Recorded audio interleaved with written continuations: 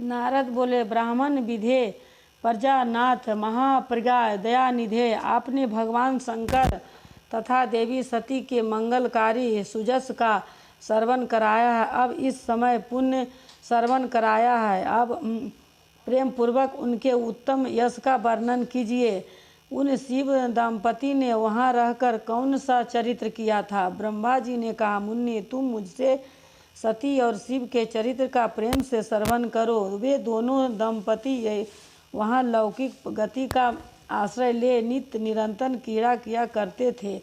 तदनंतर महादेवी सती को अपने पति शंकर का वियोग प्राप्त हुआ, ऐसा कुछ श्रेष्ठ बुद्धि वाले विद्वानों का कथन है। परंतु मुन्ने, वास्तव में उन दोनों का परस्पर विशेष योग कैसे हो सकता है? क्योंकि वे दोनों वाणी और अर्थ के समान एक दूसरे से सदा मिले जुले हैं, शक्ति और शक्तिमान है तथा चित्त अस्वरूप है। फिर भी उनमें लीला विषयक रुचि होने के कारण वह सब कुछ संघटित हो सकता है। सती और शिव यद्यपि ईश्वर हैं तो भी लौकिक रीति का अनुसरण करके वे जो लीलाएं करते हैं वे सब संभव है। दक्ष कन्या सती ने जब देखा कि मेरे पति ने मुझे त्याग दिया है, तब वे अपने पिता दक्ष के यज्ञ में गई और वहाँ भगवान शंकर का अनादर देख उन्होंने अपने शरीर को त्याग दिया। वे ही सती पुनः हिमालय के घर पार्वती के नाम से प्रकट हुई। बड़ी भारी तपस्या करके उन्होंने विवाह के द्वारा पुनः भगवान शिव को प्राप्त कर लिया। सूत जी कहते हैं, महर्षियों, ब्रह्मा जी की यह बात सुनकर नारद जी ने विधाता से शिवा और शिव के महान यश का विषय में इस प्रकार पूछा। नारद जी बोले, महाभाषा विष्णु शिव विधाता, आप मुझे शिवा और शिव के भाव तथा आचार से संबंध रखने वाले उनके चरित्र को विस्तार पूर्वक सुनाइए। तात भगवान शंकर ने अपने प्राणों से भी प्यारी धर्म पत्नी सती का किस लिए त्याग दिया? यह घटना तो मुझे बड़ी विचित्र जान पड़ती है, अतः इसे आप अवश्य कहें। आज आपके पुत्र दक्ष के यज्ञ में भगवान शिव का अनादर कैसे हुआ और वहाँ पिता के यज्ञ में जाकर सती ने अपने शरीर का त्याग किस प्रकार किया? उसके बाद वहाँ क्या हुआ? भगवान महेश्वर ने क्या किया? ये सब बातें मुझसे कहिए। इन्हें सुनने के लिए मेरे मन में बड़ी श्रद्धा है।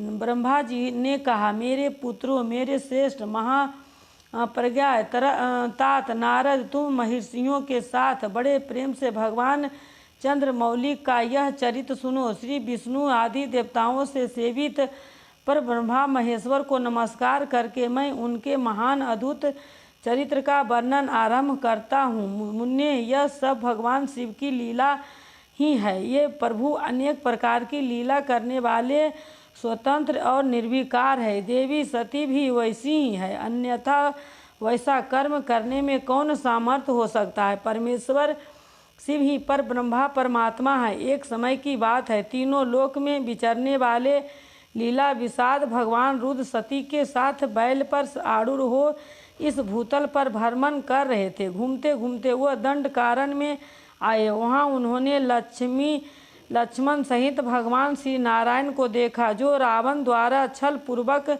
हरी गई अपनी प्यारी पत्नी सीता की खोज कर रहे थे। वे हाँ सीते ऐसा उच्चारण से पुकारते, जहाँ तहाँ देखते और बारंबार रोते थे। उनके मन में विरह का आवेश छा गया था। सूर्य वंश में उत्पन्न वीर भूपाल चंद्र दशरथ नंदन भरताग्रज श्री राम आनंद रहित जो लक्ष्मण के साथ वन में भ्रमण कर रहे थे और उनकी कांति फीकी पड़ गई थी। उसी समय उदार चेता पूर्वक काम भगवान शंकर ने बड़ी प्रसन्नता के साथ उन्हें प्रणाम किया और जय जयकार करके वे दूसरी ओर चल दिए। भक्त वत्सल शंकर ने उस वन में श्री राम के सामने अनेकों प्रकट नहीं किया।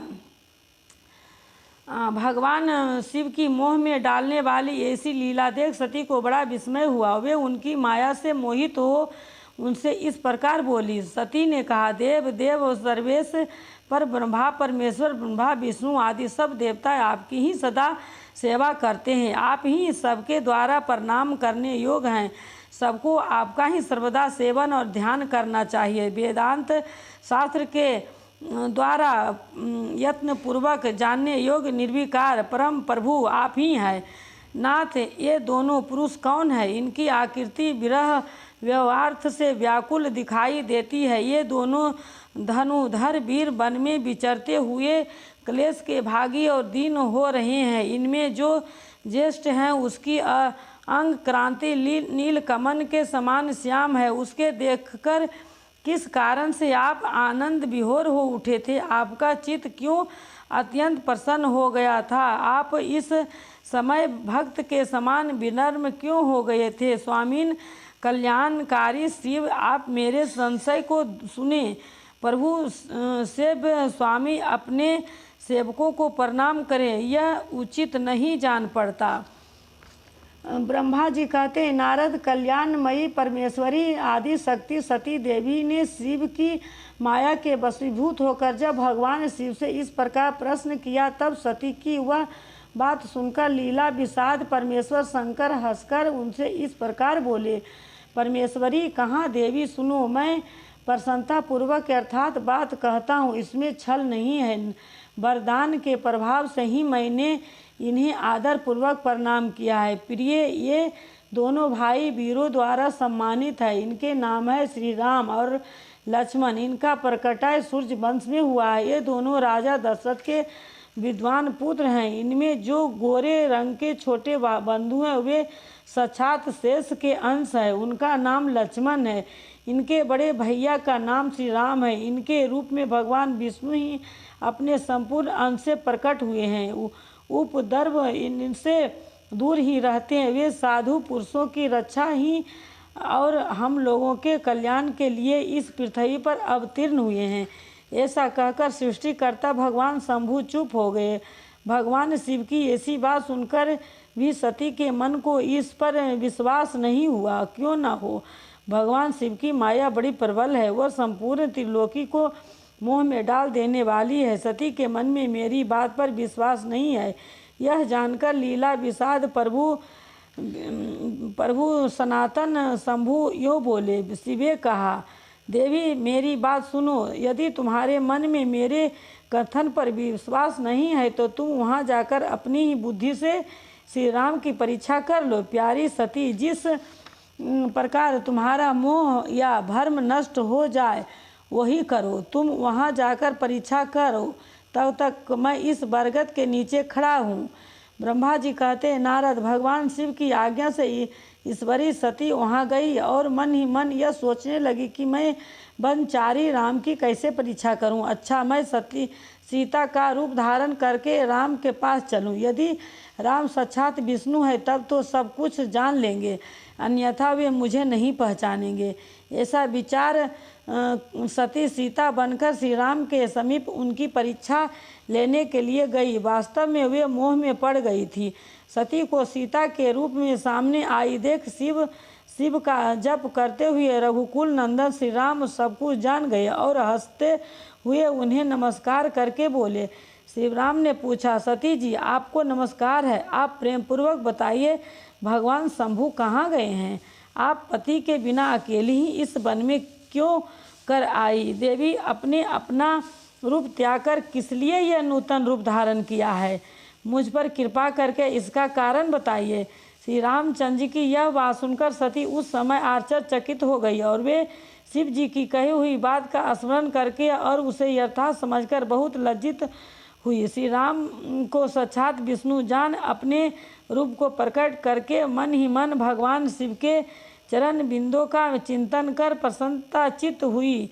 सती उनसे इस तरह बोली, रघुनंदन स्वतंत्र परमेश्वर भगवान शिव मेरे तथा अपने पार्षद के साथ पृथ्वी पर भ्रमण करते हुए इस वन में आ गए थे। यहाँ उन्होंने सीता की खोज में लगे हुए लक्ष्मण सहित तुमको देखा। उस समय सीता के लिए तुम्हारे मन में बड़ा क्लेश था और तुम विरोह शोक से पीड़ित दिखाई देते थे। उसी अवस्था में तुम्हें प्रणाम करके वे चले गए और उस वट वृक्ष के नीचे अभी खड़े ही हैं। भगवान शिव बड़े आनंद के साथ तुम्हारे वैष्णव रूप की उत्कृष्ट महिमा का गान कर रहे थे। यद्यपि उन्होंने तुम्हें चतुर्भुज विष्णु के रूप में नहीं देखा, तो भी तुम्हारा दर्शन करते ही वे आनंद विभोर हो गए। इसी निर्मल रूप की ओर देखते हुए उन्हें बड़े आनंद प्राप्त हुआ। इसी विषय में मेरे पूछने पर भगवान शंभु ने जो बात कही उसे सुनकर मेरे मन में भ्रम उत्पन्न हो गया।